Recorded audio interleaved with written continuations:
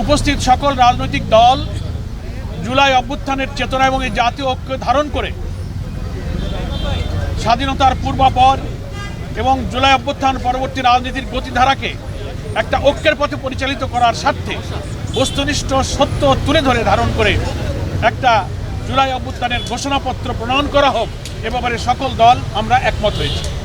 এটা হলো প্রথম কথা। দ্বিতীয় হচ্ছে, এই ঘোষণাপত্র চূড়ান্ত করার জন্য 2 দিন আগ থেকে সরকারের পক্ষ থেকে তাদের প্রতিনিধিরা রাজনৈতিক দলের কাছে যে ঘোষণাপত্রের খসড়া পেশ করেছিলেন, সেই খসড়াগুলো সবাই সময় মতো পায়নি।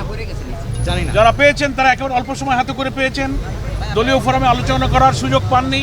সেজন্য সুনির্দিষ্টভাবে ঘোষণাপত্রের সেই খসড়ার উপরে একেবারে সাবজেক্ট টু সাবজেক্ট আলোচনা করার পরিবেশ এবং সুযোগ আজকে ছিল না। সংস্কার এবং ঘোষণাপত্র ইত্যাদি বিষয়ে টোটাল কাঠামোগত ব্যাপারে, তার থিমের ব্যাপারে, দর্শনগত ব্যাপারে এর হোমওয়ার্ক কীভাবে হওয়া উচিত, কেন এটার প্রয়োজন হলো, এই সমস্ত সামগ্রিক কিছু আলোচনায় রাজনৈতিক নেতৃবৃন্দ অংশগ্রহণ করেছে। আমরা পরামর্শ দিয়েছি যে সরকারের এমন একটা মূল্যবান দলিল তৈরির পেছনে কোনো অস্থিরতা, কোনো অসঙ্গতি, কোনো সমন্বয়হীনতার প্রয়োজন নেই।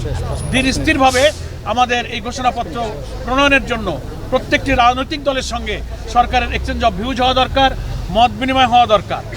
এবং অনেক মৌলিক জিনিস এই কাঠামোর মধ্য থেকে বাদ পড়েছে। বাংলাদেশে ইসলামী শক্তি একটি বিশাল ইসলামী শক্তি। এই ফ্যাসিবাদ বিরোধী আন্দোলনে তাদের যে অসাধারণ ত্যাগ, বহু মানুষকে শহীদ করা হয়েছে, নিরীহ নিরপরাধ নেতৃবৃন্দকে ফাঁসিতে ঝুলিয়ে হত্যা করা হয়েছে, গুম করা হয়েছে, ক্রস ফায়ারে নেওয়া হয়েছে। এই সত্য ইতিহাসগুলো ঘোষণাপত্রের কাঠামোর মধ্যে স্থান পায়নি। আমরা আয়না ঘরে গুম করা হয়েছে এবং অনেক মৌলিক জিনিস এই ইতিহাস থেকে যেন বাদ না পড়ে যায় সে ব্যাপারে আমরা সরকারের দৃষ্টিতে আমরা এনেছি অনেক কথা।